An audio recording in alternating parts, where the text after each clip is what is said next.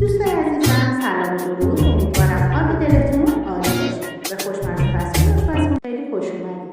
بریم با هم دیگه یه سوپ جوی رستورانی فوق‌العاده خوشمزه و خوش‌طعم رو آماده کنیم که خیلی راحت هم آماده میشه که توی روزهای سرد زمستون حسابی میچسبه. در ابتدا یک عدد پیاز سایز بزرگ رو رنده کنید، بعد به قابلمه اضافه کنید، مقدار تفتش بدید تا آب اضافهش مقداری کشیده بشه. تا آب پیازها کشیده میشه، یک پیمانه جوی پرک رو بشورید، بعد آب اضافهش رو بگیرید. بعد از اینکه مقداری آب اضافه پیازها کشیده شد، مقداری روغن به پیازها اضافه کنید. پیازها رو تفتش بدید تا مقداری نرم و سبک بشه. پیازها که مقداری نرم و سبک شدن، 100 گرم گوشت مرغ رو اضافه کنید. گوشت رو مقداری تفتش بدید تا رنگش تغییر کنه و آب اضافهش کشیده بشه. برای تهیه این سوپ خوشمزه شما میتونید از گوشت مرغ گوسفندی یا چرخ کرده استفاده کنید، یا اگر هم نخواستید میتونید سوپ رو بدون گوشت تهیه کنید. یک قاشق مربا فوری زردچوبه، نصف قاشق چای فوری فلفل سیاه و نوک قاشق چای فوری فلفل قرمز هم اضافه کنید. بعد 2 قاشق غذاخوری رب گوجه فرنگی رو هم اضافه کنید. تفت بدید تا بوی خامی رب گرفته بشه و رنگ رب خارج بشه. حالا 2 عدد هویج سایز متوسط رنده شده رو به همراه یک عدد سیب زمینی متوسط رنده شده به مواد اضافه کنید.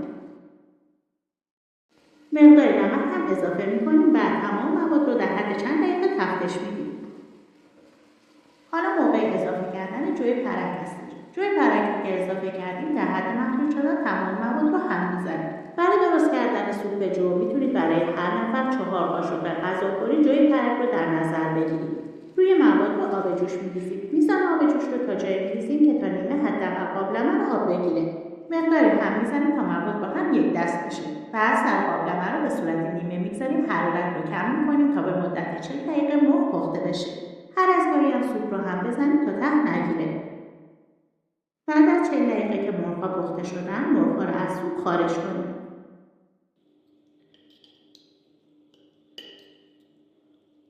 مرغ‌های ریشته شده رو مجددا به قابلمه برمیگردونید. اگر در حین پخت خیلی سوپتون غلیظ شد و میزان آبش کم بود، میتونید از مقدار آب جوش استفاده کنید. 100 گرم گیشنیز و جعفری رو هم به صورت ساتوری خوردش میکنید. بهتره که از مخلوط جعفری و گیشنیز استفاده کنید که عطر طعم بی‌نظیری به این سوپ میده. جعفری و گیشنیز خرد شده رو به سوپ اضافه میکنید.